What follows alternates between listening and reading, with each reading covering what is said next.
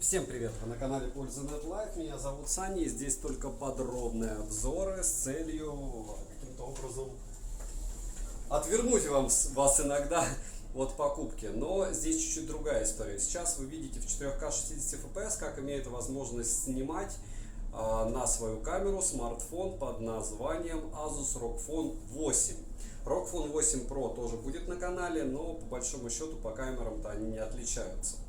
Если говорить про этот смартфон максимально прямо и ясно, это не камерафон, разумеется, это игровой смарт. Но так как я все более-менее с приличными камерами, даже, не знаю, Realme C67, по-моему, вообще все гоняю, что мне более-менее нравится, то и этот смарт имеет право появиться у вас в подобном обзоре. Сейчас я вам в течение 10 минут на его же камеру буду рассказывать на жестком штативе, что он может, как он может, и стоит ли его рассматривать в покупке. Но по большому счету, разумеется, то, как он снимает, не будет являться основным критерием выбора. Почему? Потому что это игровой смартфон. Первое. В комплекте мы имеем 65-ваттную зарядку, но смартфон помимо этого имеет возможность заряжаться по беспроводу и имеет реверсивную зарядку. Беспровод, правда, только 15 Вт. Кстати, не забудьте подписаться на канал с колоколом и подписаться на телегу скидок взаимопомощи, мой личный телеграм-канал. Вполне возможно, если я сегодня выгружаю этот ролик, то Poco X6 как раз сейчас, если использовать баллы на Али, стоит 19. Poco X6 Pro стоил 26 с баллами, если у вас на Алишке они есть, можно вообще за 23 взять. И Poco M6 Pro без всяких баллов 15 выходит. Поэтому подписывайтесь и следите за скидками, чтобы потом не спрашивать, откуда у тебя цены такие в роликах. Если говорить про этот смартфон, в комплекте я уже сказал, что идет еще помимо этого, кстати, пластиковый чехол. Он сомнительного качества, то есть пластик-то неплохой, только радости его использовать мало, и без чехла использовать приятнее смарт. Только я этот смартфон уже поцарапал. Что не особо приятно, но все равно. Рамки здесь металлические, два Type-C-шника у нас сбоку и с нижнего торца. И насчет Type-C-шников, один версии Gen 3.1, второй версии 2.1, по-моему, 2.0. В общем, один медленный, один быстрый. Есть у нас реверсивная зарядка. Обычная зарядка за 26 минут вы заряжаете его на 50%. За, получается, где-то 54-57 минут вы можете зарядить его на 100%. Если говорить про Asus в целом, то очень часто беда здесь такая, что если вы будете разряжать его до нуля, то этот смартфон благополучным образом после разрядки до нуля у вас будет заряжаться с 0 до 1% очень долго. И у меня моя история была, когда я купил этот смарт, что он 1,5 часа не сдергивался с зарядки с 0 до процента, точнее с 1%. И я был в легкой панике, я думал, что ему пришел логичный конец. Но логичный конец не пришел, притом у версии 8 Pro, которую я сразу тестирую сходу, такой истории нету. Он сдернулся за 6 минут. Второй раз, когда я Asus ROG Phone 8, вот сейчас вы видите, как он может снимать. Кстати, давайте посмотрим зум. Это абсолютно в каком-то смысле бесполезная для вас информация, но может быть для кого-то и будет полезно. Так вот, если говорить про зарядку, 8 Pro никакого стресса, у восьмерки по второму разу он заряжался уже быстро и без каких-либо проблем. Никаких стрессов у меня с этим делом не было, он зарядился до 5% за 8 минут. Хотя первые 5 минут также не подавал признаков жизни. В общем, до нуля Asus лучше не разряжать, себе дороже потом выйдет. Если говорить про зарядку, мы закончили, беспроводная есть, реверсивная есть. Если говорить про экран, все суперски, прям все волшебно. Но проблема заключается в том, что несмотря на то, что вы имеете 2000 люксов пиковой яркости, которая удерживается на улице легко, также помимо этого у вас 900 с лишним люксов в максималке, и они не сбрасываются в играх, притом даже за 1,5 часа. Ёшки, я почти переломал себе пальцы. Радуйтесь, хейтеры. Радуйтесь те, кто продают Red Magic. Так вот, у него плотность пикселей даже 400 нет. Почти 400 сотен пикселей, но это довольно скромно. Притом по размерам данный смарт, вот iPhone 15 Pro Max, этот смартфон где-то немного уже, но выше. Вот, да. раздолбал ноги по камушкам. Зато вы видите, как стаб отрабатывает, правильно? Вот, если говорить про экран, сказал, тач очуменный, мне безумно понравился, рамки минимальные, но подбородок в наличии небольшой есть. Они ушли от того, чтобы у них были большие рамки, в которые они запихивали динамики, но это для нас, я бы сказал, абсолютно бесконечно не критично, а даже может быть в каком-то смысле хорошо. У него есть защита от влаги IP68, это очень круто, и в начале ролика на основном канале в обзоре я его топил, можете посмотреть. Плюс напоминаю, что у нас на канале для стримов польза стрима, точнее. Я гонял этот смартфон в течение 2,5 часов, потом буду еще 8 Pro гонять в течение, я планирую, 5 часов.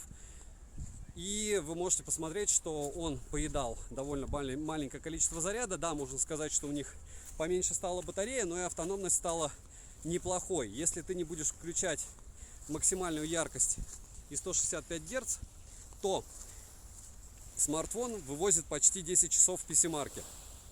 Но, правда, если врубаешь 165 Гц и... Да, я в крови просто вам рассказываю про смартфон. Так вот, если ты включаешь максимальную яркость и 150 Гц, там 5 с лишним часов, 165 Гц. И это, конечно, печально. Про что еще хочу сказать? Сразу перепрыгиваю к железу. Здесь Snapdragon 8 Gen 3, что неудивительно, как и в версии 8 Pro.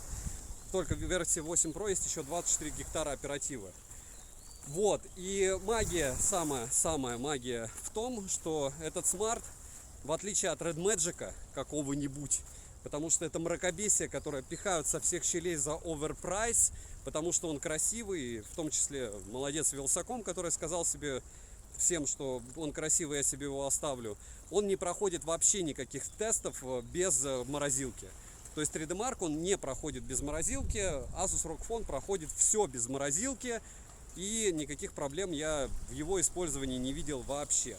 При том, что я не фанат их брендов, так как они Zenfone выпускают пусть и маленькие и тоненькие, но там какое-то мракобесие. С другой стороны, а кто у нас сейчас делает маленькие смартфоны? Кто вообще игровые смартфоны нормальные, в отличие от Asus'ов, делает? Чтобы рассказать про игровую составляющую собственного смартфона, у нас два триггера, тач, по-моему, 720 Гц у экрана. В общем, в целом, я не особо опираюсь на цифры в этом. То есть одно дело синтетика, посмотреть, что смартфон может из себя выжимать, другое дело поиграть, посмотреть, что он не сбрасывает яркость, ну а третье дело рассуждать по поводу того, что должно работать. Вот работает здесь все отлично. Мне не нравилось, как работали сенсорные триггеры на стриме, потому что я смартфон не обновил. У меня версия Tencent, но на глобальной прошивке. Чтобы обновить версию Tencent на глобальной прошивке, тебе необходимо эту прошивку скачивать на сайте и закидывать в смартфон. Обновляется все автоматом. С другой стороны, если ты покупаешь версию Tencent на китайской прошивке, она сама по себе устанавливается. То есть обновления прилетают по воздуху. Либо второй вариант, вы покупаете глобальную версию смартфона, но это делать не советую, потому что это просто нереальная разница в цене, во-первых. Во-вторых, отсутствие 20-го бенда у 4G в китайской версии я не считаю такой критичной штукой. Если говорить про порты, смотрите, здесь есть мини-джек, но отсутствует инфракрасный порт. Может быть, кому-то он и нужен, но, в общем, знайте, что в этом игровом смартфоне его нет. Если говорить про съемку, максимальная возможность выставить разрешение у съемки 8К 24 FPS. Фронталка здесь очень убого находится по центру экрана, лучше бы ее вообще не было, либо бы они ее как-то спрятали, можно программно ее прятать, но это по мне дичь. Они, конечно, зря очень туда ее запихали, тем более она максимально бесконечно посредственная, если не сказать, что качество у нее очень даже низкое. Про материалы. Рамки у него, разумеется, металлические. В эти деньги, плюс у него тыльная часть, частично ощущение как будто из резины, хотя по факту это глянец такой с эффектом резины. Но за 1,5 часа у меня руки не вспотели, хотя с другой стороны я включал кондиционер при его использовании. И следующий момент, немаловажный при использовании данного смарта, что, повторяюсь, у меня поцарапалась крышка. Притом за 3 дня я понятия не имею как. Если говорить про тач у сенсоров, его можно настраивать.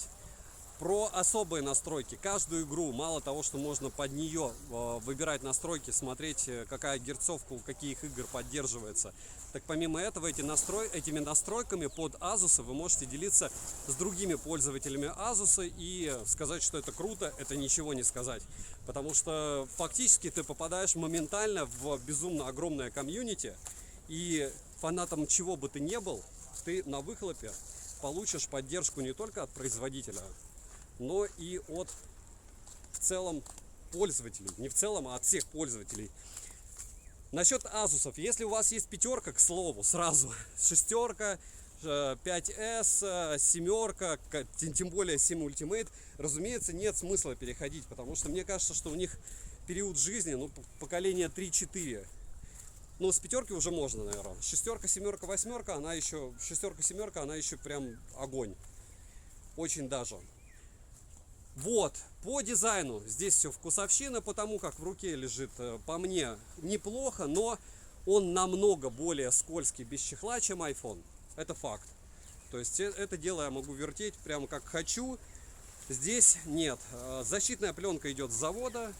Сказать, что она суперская, не скажу, но многие считают, что ее вообще нет. А если многие считают, что ее нет, значит она неплохая. По стоимости 650 баксов в китайской версии, перешитой на глобалку, получается, плюс-минус. И 1100 евро в глобальной. То есть, когда вы будете смотреть на версию 8 Pro в глобалке, знаете, это было 1400 евро. Вот. Насчет того, утонул он или нет во время проверки на IP68, я вам не скажу, потому что Z60 Ultra за 60 штук я утопил, и обзор одним кадром я не успел сделать, соответственно. А здесь я делаю обзор одним кадром до того, как я топлю смартфон, до издания общего обзора. В целом девайс от меня однозначное да, опять же, да, наверное, не только для игроков, но вы однозначно должны любить игры, чтобы покупать себе игровой смартфон. Подписывайтесь на канал с колоколом, не забудьте телегу скидок, взаимопомощи, мой личный телеграм-канал. Обязательно приходите на стримы прожарки, потому что такого контента, как и вот этого, ни у кого нет. И для продаж, конечно же, это плохо, потому что можно сказать, мы допилили камеру, а можно вот сделать такой пример. Вы придете, откроете это на большом телевизоре и подумаете, да какие к черту камеры у этих смартфонов, где видеокамера обычная?